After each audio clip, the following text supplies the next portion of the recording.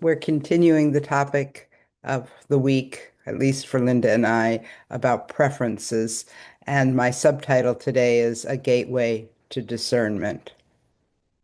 So we've been talking about preferences, and then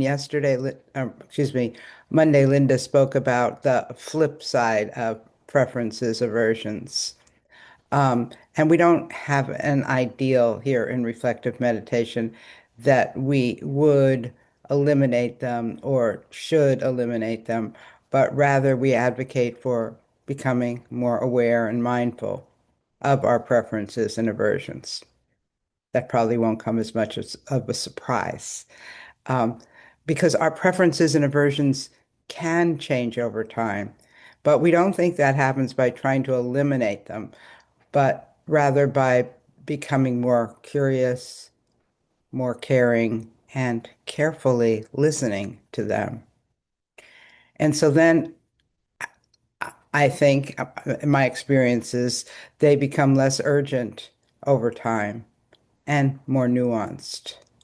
We learn to kind of, or we begin to feel them without being quite as pushed or pulled as perhaps we had in the past. So another way of putting that is that our preferences and our aversions change because we know ourselves better, not because we force ourselves to be different. So it's not about feeling neutral about them. We don't think that's the goal, but rather, again, listening in carefully and beginning to see what actually matters to us. And perhaps some of our ethical concerns and boundaries become revealed as well. Another way of stating that is perhaps our preferences and aversions can become a path to more ethical sensitivity. But they're potent, often they're potent. And like all potent experiences, they demand, or maybe they don't demand, but we best discern what we do once we feel or experience it, what words we say or don't say, what actions we take or best not take.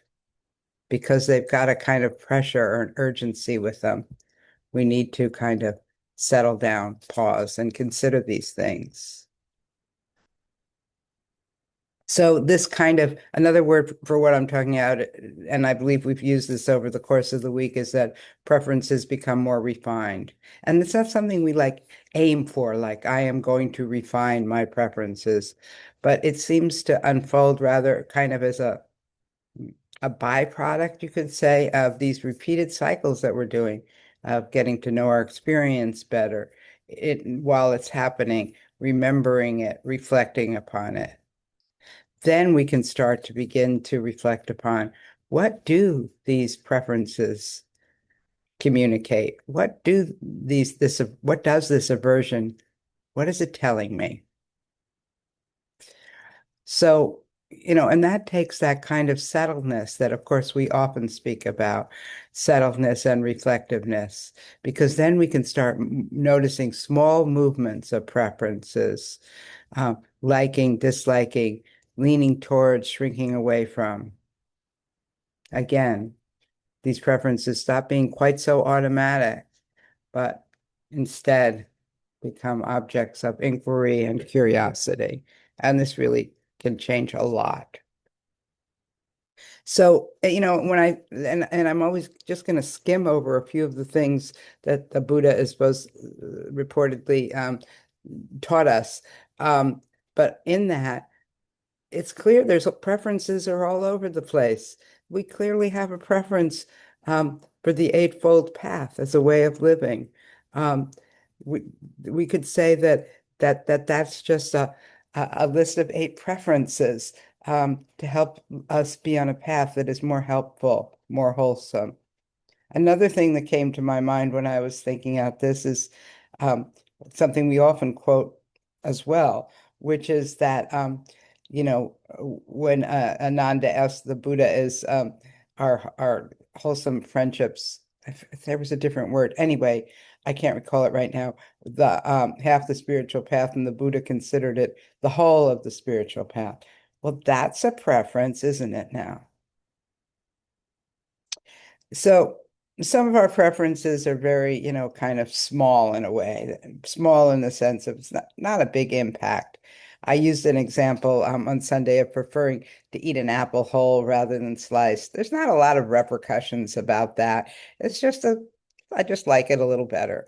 But that's not always the case. Many of our preferences and aversions really reveal that which matters a lot to us.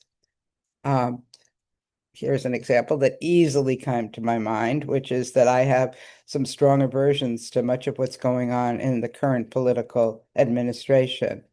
It's it really violates my core values, but I feel it as I feel it as a strong aversion. That's how I know it, as a strong aversion. And then after that immediate kind of ah, I don't know how that'll translate in a transcript, but when that describes my feeling, then it helps me then sort of settle down and really look at my core values. Why am I feeling this way?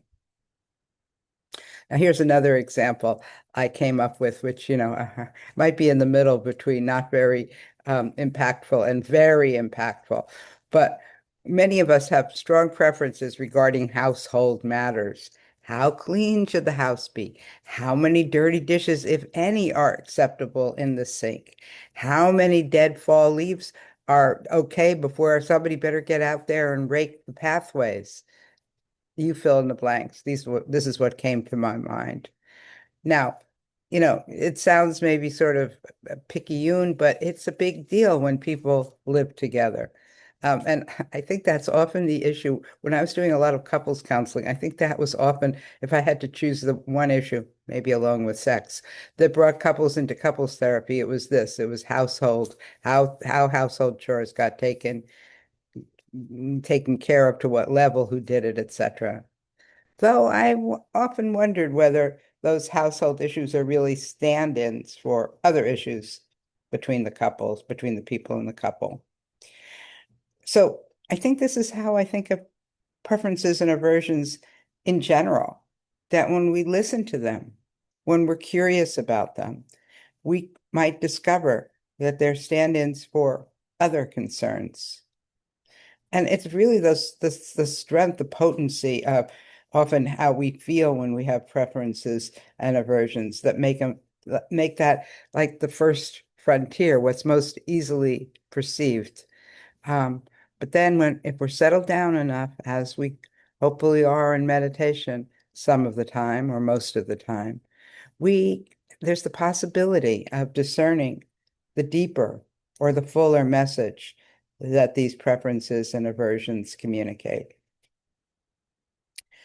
Um, they might soften, perhaps be held more lightly, subject to taking a look at them again, reflecting on them some more, rather than defending against them. And this kind of lived discernment can quietly reshape what we value and what we choose. So I will end the talk there and we'll meditate. I don't see anybody.